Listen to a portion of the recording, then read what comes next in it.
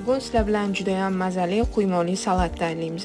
Ikkita tuxumni ustiga tuz, kraxmal, shuningdek smetana solib, bir xil holga kelgungacha aralashtirib olamiz. Bu quymog'imiz bo'ladi. Demak, buni qizib turgan ozgina yog' solingan skоворodkada 3 ga bo'lib tayyorlab olamiz. 3 ta quymoq chiqadi shunda. Uchalasini pishirib olganimizdan keyin o'rab olib, to'g'raymiz.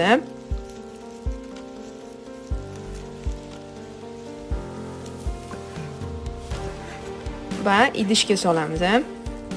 Endi somoncha shaklda bodringni, shuningdek kolbasani to'g'rab, uni ham idishga solamiz.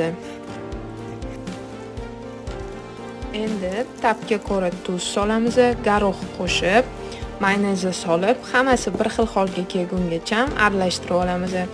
Va ko'rib turganinglardek salat tayyor. Hammaga yoqimli ishtaha.